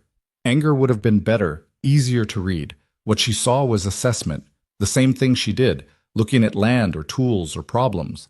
He was looking at her and trying to figure out what she was. You seem like a practical woman, he said. I respect practical women. They understand that sentiment is expensive. I'm very practical, she said. Practical enough to know that 32 cattle don't just walk themselves off a man's land. She said it without inflection, without accusation, just one practical person talking to another. If you hear anything about where they might have gotten to, I'd be grateful to know. The smile didn't change, but his eyes did, very slightly. A small recalculation, a tiny adjustment of how much space he was going to give her. I'll keep my ears open, he said. He left without seeing Colton, which was what she'd intended by handling it herself. She watched the 3 horses until they were off the property, and then she went inside and stood at the kitchen sink for a moment with her hands gripping the edge of the basin, and she let herself feel what she hadn't let herself feel in front of him. The straightforward, uncomplicated fact of how dangerous this man was and how carefully she was going to have to move for the next 5 weeks. Clara appeared in the kitchen doorway. Was that him? How do you know about him? Eliza asked. Jace told me. Clara leaned against the doorframe with her arms crossed, which was a posture she'd inherited from her father. He's the one poisoning the water. Eliza looked at her. 11 years old, and she'd been listening to everything. We believe so, she said carefully. Did my mother know about him? A pause. Clara deserved the truth. Yes, she was trying to find proof before she died. Clara's expression didn't crumble. She was not a crumbling kind of child, but it tightened the way something tightens when pressure is applied to it. She didn't tell us. She was protecting you, Eliza said. That's what I think. Is that what you do? The question caught her off guard. Its directness, its implication. She thought about it honestly before she answered. Probably not, she said. I'd probably tell you too much. I tend to think people can handle more than we give them credit for. Clara thought about that. I think she was wrong to keep it from us, she said. I think I could have helped. I think you're right, Eliza said. And I think she knew that and was still scared. Even smart people make that mistake. Clara nodded slowly, working through it. Then she looked up. What do you need me to do? Eliza looked at her for a moment. I need the household to be normal, she said. Normal as possible. Crow's watching this place. If it looks like we're preparing for something, he'll move faster. Children at lessons, meals at regular times, nothing changed from the outside. She paused. Can you manage that? Keep the younger ones on schedule? Keep things looking ordinary? Yes, Clara said. No hesitation. Good. Eliza turned back to the basin. Thank you. Clara went. Eliza stood there a moment longer, and she thought, Margaret raised remarkable children, all of them, even the angry one, especially the angry one. Colton came back from the south pasture at noon, and she told him about Crow's visit, and she watched his face do the things it did when he was trying not to let anger get ahead of thinking. He came here, Colton said. He wanted to look at us, she said, see if we were scared, see if the cattle theft had done enough damage. Had it? Not enough for his purposes, she said, which is why he came. She set a plate in front of him. He's going to do something else. Soon. What? I don't know yet, but we should assume it happens before we're ready and plan for that. Colton ate for a minute in silence. The copies? Martha Marsh has one? Agnes delivered it 4 days ago. The Springhouse has one. Ruth Deaver has the third. She sat across from him. Whatever happens to this house, whatever Crow sends at it, the evidence exists in 3 places he doesn't know about. And the originals? Here. I want them here because if something happens and we need to produce them fast, I don't want to be riding to someone else's house to get them. He looked at her. You're expecting something to happen here. I'm preparing for the possibility, she said. There's a difference. He pushed the plate aside and put his elbows on the table. I want the children out of here, he said. If something's coming, I want them somewhere safe. Where? He thought about it. Deaver Place. Ruth's good with children, and Frank's got enough men to, if Crow's watching us, moving the children will tell him we're expecting something. He'll move immediately. Colton's jaw tightened. So we keep them here. We keep them here and we make sure they know what to do if things go wrong, she said. Clara already knows. Jace, he's 16 and he's been preparing for something like this his whole life, whether he knows it or not. Thomas can ride fast and he knows it. Hank and Rosie, she stopped. Hank and Rosie need a place inside the house that's safe and that they know to go to. The root cellar, Colton said, under the pantry floor. Margaret kept it for storms. Show me. He showed her, and it was better than she'd hoped. Deep enough, solidly built, with a wooden hatch that looked like floor planking if you didn't know it was there. She put a lantern and a water jug and a blanket down there, and she brought Hank and Rosie in to show them where it was and what it was for, keeping her voice calm and practical. If anything ever happens outside, she said, and one of us tells you to go here, you go here. You pull the hatch shut, you stay quiet, you wait. Hank looked at the cellar with wide eyes. What kind of thing would happen? Probably nothing, she said. But a good rancher prepares for what might happen even when it's not likely. You understand? He nodded. Rosie said, Would you come and get us? Yes, Eliza said. She said it without hesitation, without qualification, and she meant it in the complete way that you can only mean some things. Rosie nodded and seemed satisfied. 2 weeks before the circuit judge was due in Hillsborough, something shifted in the way Crow's men moved around the valley. It was the kind of shift that is hard to name but easy to feel. The follower on the road came back. A different one this time, better at it than the last.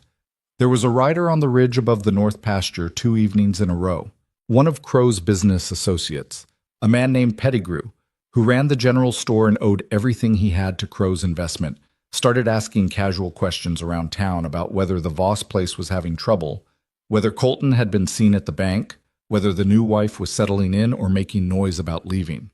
Ruth Deaver sent word about the questions through Agnes Holloway, and the word arrived on a Thursday morning, and that afternoon Eliza made a decision she'd been building toward without knowing it. She rode to town herself, not to hide, not to avoid being seen, to be seen.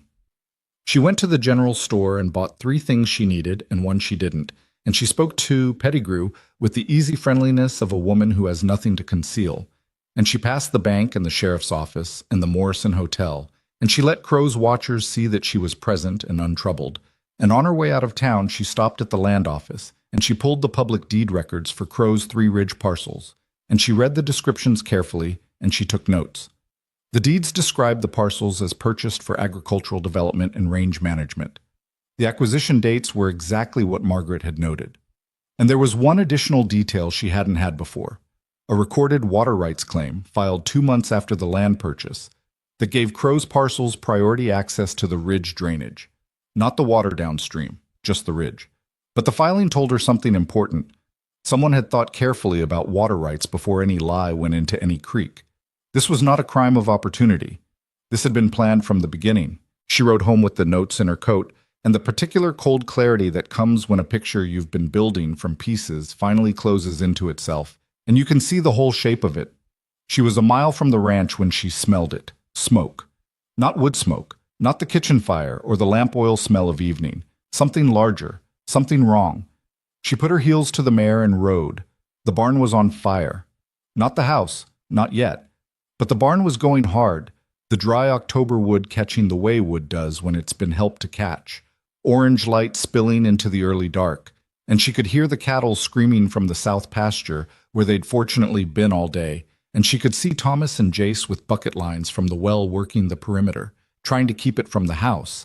And she could see Colton at the far side beating at the edge of the fire with a wet blanket, and she could hear Rosie crying somewhere inside the house. She pulled up and dismounted, and her mind did the thing it did in moments like this.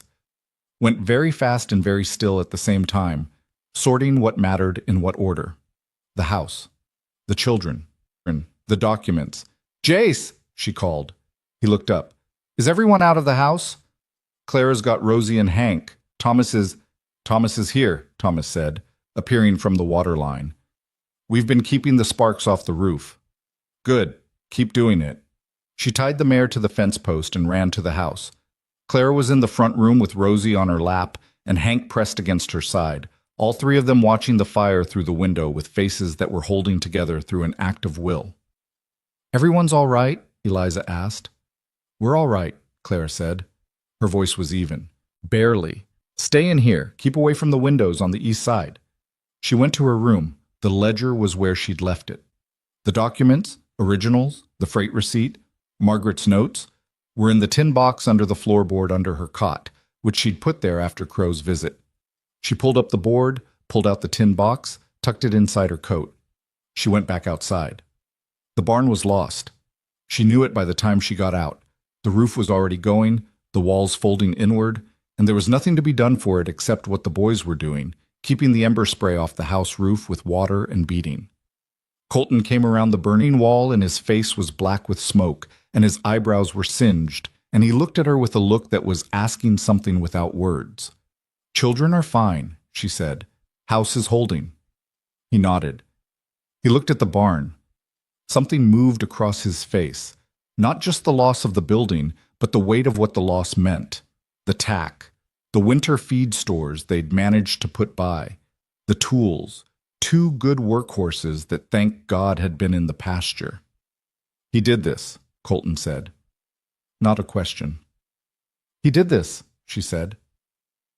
They stood together for a moment watching the fire, and then Colton picked up a bucket and went back to the line, and Eliza picked up the other wet blanket and went to the east wall of the house and started beating sparks, and they worked until there was nothing left of the barn but hot coals and the iron fittings of things that didn't burn, and the house was still standing.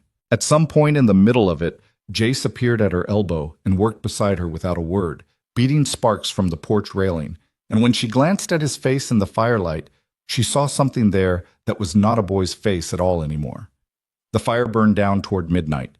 The family sat in the kitchen, all of them, Colton and Jace and Thomas and Clara and Hank and Rosie, crowded around the table in the smoke smell that had gotten into the house through the windows. And nobody said much because there wasn't much to say that would help. Rosie had fallen asleep against Eliza's arm, her small weight pressed into Eliza's side. Eliza sat and felt that weight, and looked around the table at these 5 people who had started as strangers and were not strangers anymore, and she thought about what Crow had intended with the fire. The message of it, the escalation of it. He was trying to break something. He was trying to make the cost of staying too high. She put her hand on the tin box inside her coat. Everything was still there: the receipt, the notes, the drainage maps in the spring house, the copies with Martha Marsh and Ruth Deaver, Jace's descriptions, the signed statements, all of it intact and distributed across places Crow didn't know to look. He had burned the barn. He had not found the thing that would undo him. "We leave for Hillsboro in the morning," she said. Colton looked at her. "We don't wait for the circuit date," she said. "We go to Harwick directly. A circuit judge has the authority to receive evidence and issue warrants before the formal sitting. We take everything we have and we put it in front of him and we ask for an emergency hearing." She looked around the table at each face. "Crow is going to keep pushing. The longer we wait, the more he does. We go now, before he decides the next step after the barn." Jace said, "All of us?" "You and Clara and Thomas stay here with the younger ones," Colton said. He looked at Eliza. "You and me and Frank Deaver." "And Ruth," Eliza said. "She's a witness to the water situation from the start." Colton nodded. "Jace," she said, and he looked at her with the direct, level attention he'd been giving her since the fire started. "You're in charge here. You know what to do if someone comes on this property who shouldn't." "Yes," he said. She believed him. Outside, the coals of the barn ticked and cooled in the November dark, and somewhere on the North Ridge, Harlan Crow's money and his plans and his careful, patient destruction of an entire valley waited for a response that was already on its way. They left before sunrise. Colton had the wagon hitched by 4 in the morning, working by lantern in the open air where the barn used to be, the ground still warm in places from the previous night's fire. Eliza came out with the tin box inside her coat and her ledger under her arm and a bag that held the drainage maps rolled carefully in oilcloth, and she climbed up onto the seat without being helped, which was the only way she'd ever done anything. Jace stood in the yard to see them off. He had Thomas beside him and Clara behind him with Rosie's hand in hers. And the 5 of them standing there in the dark with the smell of ash still in the air was a picture Eliza would carry for a long time, the shape of what was at stake, given a face. Given 5 faces. "You know what to do," Colton said to Jace. "I know," Jace said. Colton looked at his oldest son for a long moment in the lantern light. He started to say something and stopped, and then he said, "Your mother would be proud of you. She would be genuinely proud." Jace's jaw moved. He nodded once, fast, and looked away. Colton clicked at the horses and they pulled out. They picked up Frank and Ruth Deaver at the junction road, Frank with his signed statement folded inside his jacket and a rifle across his knees, Ruth with a canvas bag that held the copies Eliza had asked her to keep. The duplicate statements, the extra set of Margaret's notes. Frank had not said anything when Eliza had explained about the fire the night before, but she had seen the thing that moved across his face, the particular rearrangement of a man who has been wanting to be angry and has just been given complete permission. The road to Hillsboro was 2 days in good weather, and this was not quite good weather, cold, dry, with a wind that came off the northern plains with nothing to stop it for 300 miles. They drove in shifts, Colton and Frank trading the reins, and they stopped only when the horses needed it, and they ate from what Ruth had packed without getting down from the wagon. Eliza spent the first 4 hours going through the evidence one more time, reading in the wagon-jolted way that gives you a headache but tells you where the weak places are. The freight receipt was solid. The drainage maps were solid. The signed statements were solid. Margaret's notes were compelling but would require explanation. They were the notes of a woman thinking out loud, not a formal document, and a good lawyer could argue they were speculation. What connected everything was the water rights filing, which Eliza had copied from the public record at the land office. That filing, dated 2 months after Crow acquired the ridge parcels, demonstrated planning, demonstrated foreknowledge of the water table, demonstrated that before any lie entered any creek, someone had sat down and thought carefully about exactly where the water went and who depended on it. She wrote a 3-page summary, clear, plain language, no hedging. She remembered what Jace had said about hedging, and she cut every soft word she found. By the time they camped for the night off the main road, the summary was the tightest piece of writing she'd ever done, and she knew it.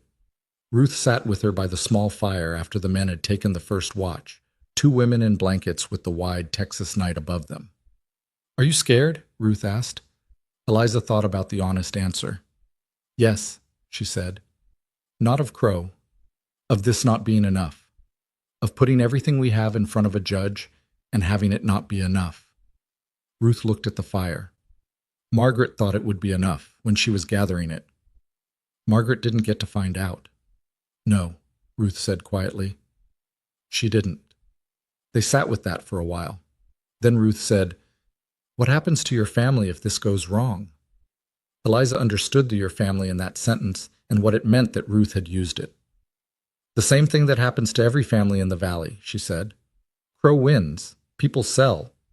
The valley stops being what it was." She paused. "I'm not willing to let that happen." Ruth looked at her sideways. "You've been there 2 months." "I know. Most people would have left by now." "I don't leave things," Eliza said. It was simple and true, and she didn't have a better explanation than that. They reached Hillsboro the following afternoon, stiff and cold and smelling of road, and went directly to the courthouse. Judge Harwick was not in his chambers. He was at the Morrison Hotel, which was where circuit judges apparently went when they wanted to be not in their chambers. And Colton went to get him, while Eliza and Ruth and Frank waited in the courthouse hallway on a wooden bench, 3 people with the gravity of what they were carrying, making them sit very straight. Harwick came in 20 minutes later, still buttoning his vest, a compact man in his 60s with close-cut white hair and the kind of face that had heard too much to be easily surprised. He looked at the 3 of them, and then at Colton, and then at the rolls of paper under Eliza's arm. "You'd better come in," he said. His office smelled of old paper and tobacco and the particular smell of a room where serious things happen. He sat behind his desk, and Eliza set the oilcloth roll and the tin box and her ledger on the desk in front of him, and she stood and she laid it out. All of it. She did it in the order of the summary she'd written, which was the most logical order. Not dramatic, not emotional, just the chain of evidence from the beginning to the barn fire 2 nights ago. She did not raise her voice. She did not apologize for taking his time. She presented it the way a person presents something they know to be true, without performance, because performance suggests you're compensating for weakness. Harwick listened without interrupting for 30 minutes. At the end, he picked up the freight receipt and looked at it for a long time, and then he picked up the water rights filing copy and looked at that, and then he spread the drainage maps on his desk and traced the watershed with his finger, the way she and Colton had done by candlelight. He looked up at Frank Deaver. "You lost cattle." 43 head between July and October, Frank said, all from East Running Water. "You've got veterinary records?" "Our vet in Meridian documented the last 7. Alkaline poisoning," he said. "Couldn't say how." Harwick looked at the map again. He looked at Margaret's notes, which Eliza had placed last, deliberately, the most human piece of the evidence, the record of a woman's intelligence and determination left for exactly this purpose. He read through them slowly. "This woman," he said. "She was the deceased wife?" "Yes," Colton said from the corner of the room where he'd been standing without speaking. "She compiled this while ill?" "In her last months," Colton said. "Yes." Harwick set the notes down. He sat back in his chair and looked at the ceiling for a moment, which was apparently something he did when he was thinking. Nobody spoke. "Mr. Crow's attorney is a man named Bellard," Harwick said, "out of Austin, and he is very good at his job. What you have here," he gestured at the desk, "is strong circumstantial evidence with one piece of direct documentation. Bellard will attack the freight receipt. He'll argue industrial lie has legitimate agricultural applications. He'll bring experts." Eliza's stomach tightened. "And the drainage maps?" "The drainage maps are compelling. Combined with the water rights filing, they suggest premeditation. That's where your case has teeth." He leaned forward. "What I cannot do on this evidence alone is arrest Harlan Crow. What I can do is issue a temporary injunction against any further land transactions in the affected valley properties, pending investigation. And I can order an independent water test of the ridge drainage, a formal one, conducted by a state-appointed chemist, that Bellard cannot attack as hearsay." Eliza looked at Colton. "That stops him buying more land," Colton said. "For now," Harwick said. "An injunction is not a conviction, but it buys time and it puts him on notice that someone with legal authority is paying attention." He paused. "It also means he knows you've been here. That is a risk you need to understand." "He already knows we're not selling," Eliza said. "He burned our barn." Harwick looked at her steadily. "I'd like that in a supplemental statement. The arson." "I'll write it tonight." He nodded. Come back at 8 in the morning. I'll have the injunction drafted.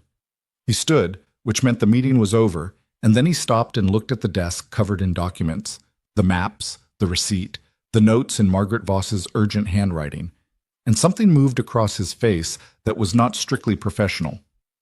The woman who gathered this, he said. Did she know what she had? I think she knew it was enough, Eliza said.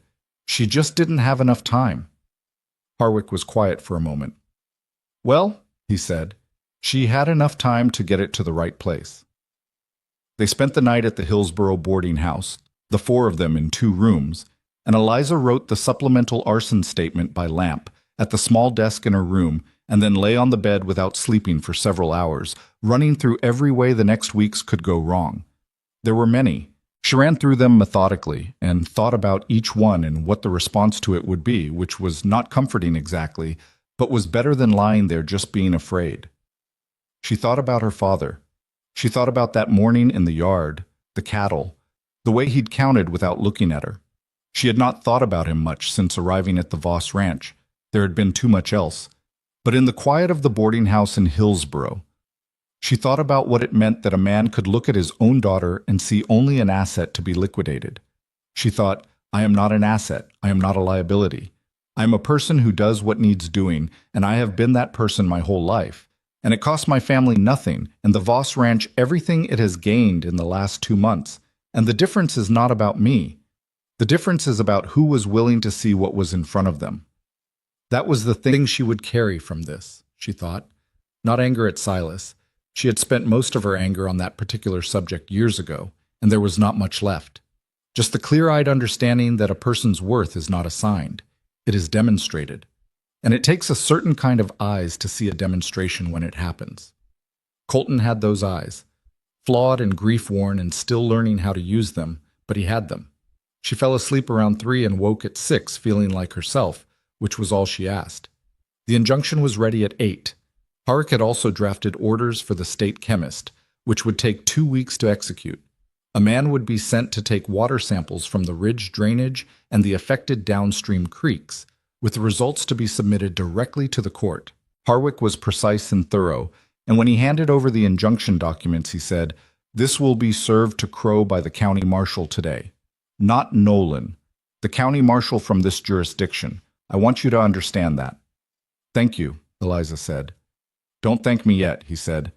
"This is the beginning of a legal process, not the end of one. Stay ready." They started home. The ride back was different from the ride there. Frank Deaver was quieter, which in his case meant something closer to satisfied. Ruth sat next to Eliza on the wagon bench for part of the afternoon, and they talked, not about the case, but about ordinary things. Ruth's kitchen garden, the winter preparations she hadn't gotten to, a recipe for dried apple cake that her mother had made. It was the kind of conversation that happens when people have been through something together and need to touch normal life to remember it's still there. Colton drove most of the way back. At one point in the late afternoon, when Frank and Ruth were both dozing in the wagon bed and the road was empty and the light was going gold in the way it does in November in Texas, he said, "My wife's family is in Arkansas, her mother. I wrote to tell them about Margaret passing, but I haven't written again since." Eliza kept her eyes on the road. "You should," she said. "I know. I just don't know what to say that isn't—" He stopped. "Everything I could tell them is about how hard things have been. That feels like the wrong letter to write." "Write them the right letter then," she said. "Tell them about the children. Tell them Jace is becoming someone who surprises you. Tell them Clara is reading everything she can get her hands on, and Thomas can read weather better than any man you know. Tell them Hank took apart the water pump to see how it worked and put it mostly back together." She paused. "Tell them the things that would make Margaret glad." He was quiet for a long moment. "What about Rosie?" "Tell them Rosie said her first words to me after a rabbit stew," she said, and she heard the small thing in her own voice when she said it. The thing she hadn't known was there until it came out. "Tell them she spoke for her brother." Colton drove for a while without speaking. Then he said, "Eliza."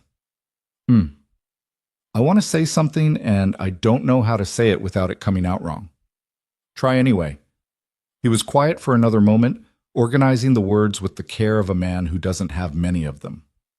What I thought I was getting when Crow suggested this arrangement, I thought I was getting someone to cook and work. I thought that was all I needed and all I could ask for. And I want to tell you that I know now that what I actually got was—" He stopped. "I don't have the right word for it." "You don't need one," she said. "I think I do," he said. "I think you deserve one." She looked at him then. He was looking at the road, but the line of his face in the afternoon light was open in a way it hadn't been when she'd arrived. The guardedness that grief had built around him worn down in places to something more like the person underneath. "Partners," she said. "That's a word." He turned and looked at her. "That's what I came here to be," she said, "if you're willing." A long pause. The horses moved, the light shifted. "Yes," he said. "That's the word." They got home to find the ranch intact, and Jace sitting on the porch with a rifle across his knees and an expression of profound relief that he immediately replaced with dignity when the wagon pulled in. "Any trouble?" Colton asked. "Pettigrew's man came down the south road twice," Jace said. "Didn't come onto the property. I made sure he saw me each time." "Good," Colton said. Jace looked at Eliza. "Did it work?" "It started working," she said. "There's more to do." He absorbed that. "What do we do now?" "We rebuild the barn," she said. "We fix the fence on the east pasture. We get the winter feed situation sorted." She climbed down from the wagon. "We go back to work, and we let the law do its part." Rosie had appeared in the doorway. She looked at Eliza across the yard with those grave, lake-colored eyes. "You came back," she said. "I said I would," Eliza said. Rosie came off the porch and crossed the yard and put her arms around Eliza's waist, and Eliza stood very still for a moment before she put her hand on the child's hair, and that was that. Harlan Crow did not take the injunction quietly. His attorney Bellard filed a response within a week, citing the injunction as an overreach based on insufficient evidence, and Crow himself continued to appear in town with the unhurried manner of a man who believes legal processes are inconveniences that money eventually resolves. He stopped by the Morrison Hotel the day after the injunction was served, and he held court there with the ease of someone who has never genuinely believed he could lose, and the people who orbited his money hovered around him and agreed with everything he said, and from the outside it would have looked like nothing had changed. But the state chemist arrived in Limestone County 12 days after the injunction, a precise young man from Austin named Cortland, who had the unsentimental focus of someone who cares only about what the water actually contains, and not at all about who prefers it to contain what. He took samples from the ridge drainage at 3 points, from the North Creek of the Voss Ranch, from the Deaver East Creek, from 2 points on the Holloway and Beckett water sources, and from a control sample at the county well in town. He spent 4 days in the valley taking his samples, and he said almost nothing to anyone, and he sent his results directly to Harwick's office in Hillsboro. Eliza heard about the results through Agnes Holloway, who heard from her nephew, who heard from the court clerk. The ridge drainage showed alkaline compound concentrations 40 times above natural threshold. The downstream water sources showed concentrations that correlated precisely with their distance from the ridge. Closer to the ridge, higher concentration, exactly as you would predict if the contamination were coming from a fixed point above. It was not circumstantial. Bellard tried anyway. He brought an expert from Dallas who testified that alkaline concentrations in ridge drainage could have natural geological causes, and Harwick let him testify and then presented the chemist's comparison of pre-Crow survey data showing the ridge drainage had tested within normal parameters 18 months earlier, and the Dallas expert had nothing useful to say about that.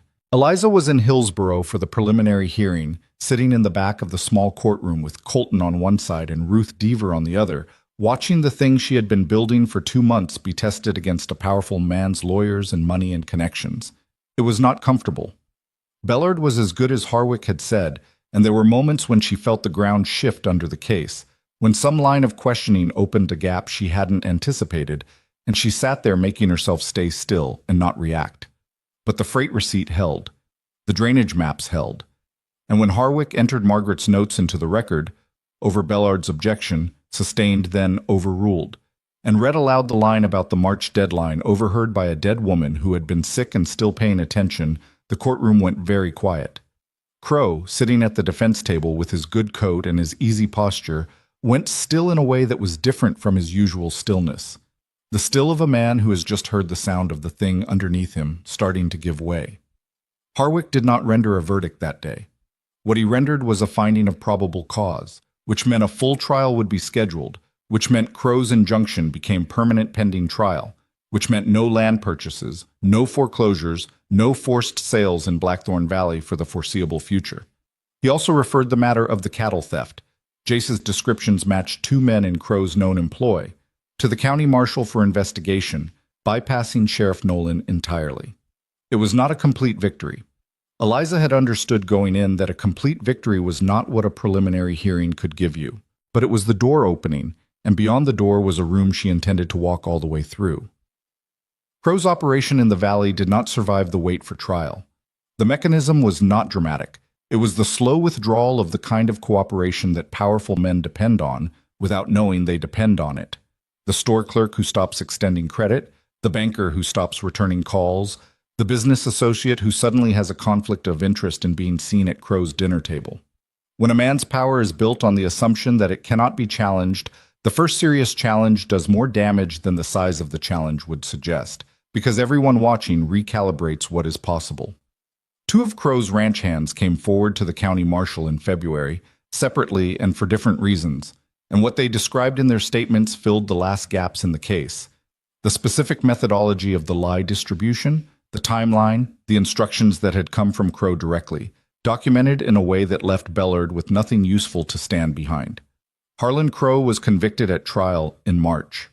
7 months after Eliza Marlowe had arrived at the Voss Ranch with one bag and a ledger and the clear-eyed understanding that she had nowhere else to go and no choice but to make something out of where she was.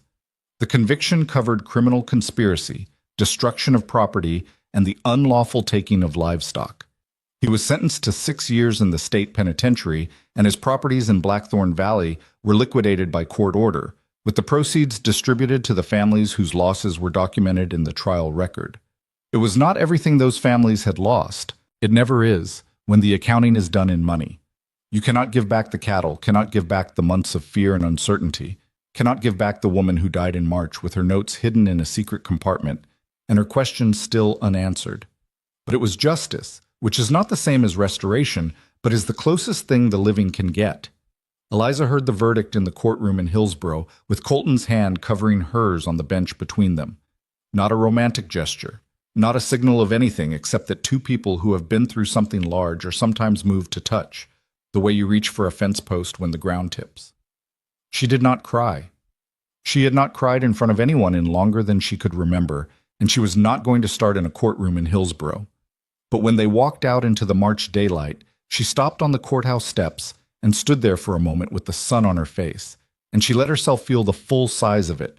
The 2 months of preparation, the fire, the cold road, the sleepless nights, the freight receipt, and the drainage maps and Margaret's handwriting pressed hard into paper, all of it arriving at this moment on these steps in the first real warmth the season had offered.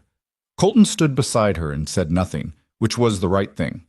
The valley recovered the way valleys do, slowly, imperfectly, with setbacks and complications that don't get mentioned when people tell the story later. The Deavers rebuilt their herd over 2 years. The Holloways lost their oldest cow to a completely unrelated illness in the spring, which was the kind of thing that happens when you expect the universe to have learned a lesson it hasn't. The Becketts had a difficult harvest, then a good one, then a difficult one again, which is the rhythm of farming, and has been since the first person put a seed in the ground and waited to see what happened. The Voss Ranch rebuilt the barn in April, with help from every family in the valley, which took 4 days and produced a structure that was better than the original because Thomas had opinions about the framing that turned out to be correct. Hank helped hold boards and dropped a hammer on his own foot, and hobbled around for a week with a dignity that was almost worth the injury. Rosie brought water to the workers and took the responsibility so seriously that she developed her own system involving a wooden yoke she'd made from a forked branch, which was impractical but showed initiative. Clara turned 12 in May and asked for books, and Eliza ordered 3 from a catalog and paid for them with money she'd earned doing bookkeeping for 2 other ranchers in the valley. A small business that had started because Ed Holloway had mentioned to someone that the Voss woman kept books better than anyone he'd seen outside a bank, which was the kind of reputation that arrives sideways without announcement. Jace was 17 by the time the trial concluded, And what he was becoming by then was visible in the way that growth is visible when you've been watching it happen. Not sudden, not dramatic, but real and solid and yours in the way that only things you've built yourself are yours. He made mistakes. He was impatient with Thomas in ways that required talking about. He had his father's tendency to go silent when he was working something through rather than speaking it, which was fine, as a personal habit and problematic as a management style when you were trying to run a cattle operation with other people. These were real flaws, and they did not disappear. But he worked, and he thought, and he held himself accountable in the specific way of people who have learned that accountability is not weakness. It's just the price of being someone other people can rely on. He told Eliza once, late in the summer after the trial, that he'd been wrong about her. They were repairing the north fence, the same fence she'd been fixing when Ruth Deaver had ridden up for the first time. And he said it without preamble, the way he said most things that mattered. "I know," she said. "I made it hard on purpose." "I know that too." He hammered a staple into the fence post, checked the tension on the wire. "I thought if I made it hard enough you'd leave and things would go back to how they were before." "Before what? Before your mother died?" He was quiet for a moment. "Before everything changed." She understood that. She had spent most of her own childhood trying to make something unchangeable out of things that had already changed. "Things don't go back," she said. "They just go forward in different shapes." Jace pulled the wire taut and held it while she set the next staple. "She would have liked you," he said. "My mother." Eliza set the staple carefully. "Why do you think so?" "Because you're the kind of person she was. You notice things. You keep track." He paused. "You finish what you start."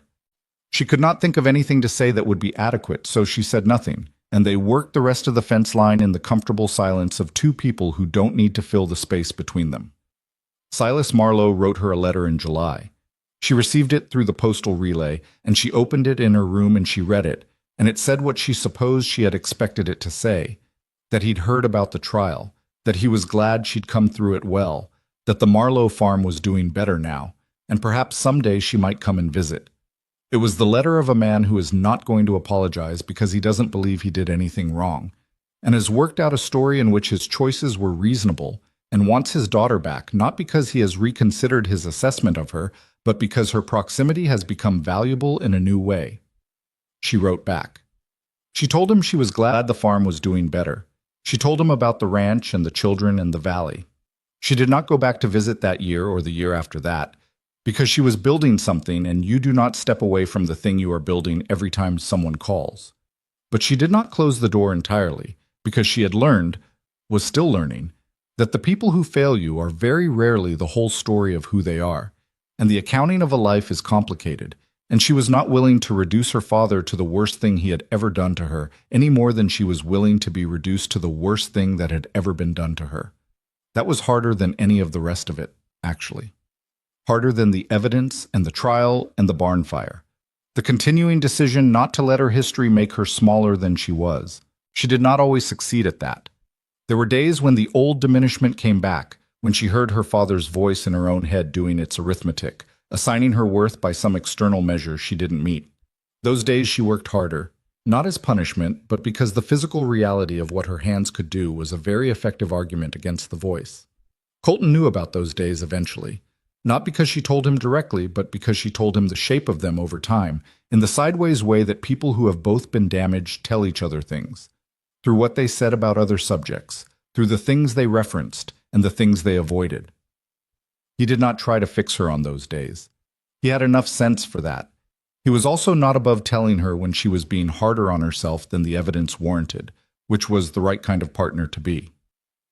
They were not a simple marriage, if marriage was the word for what they made of the arrangement they'd been given.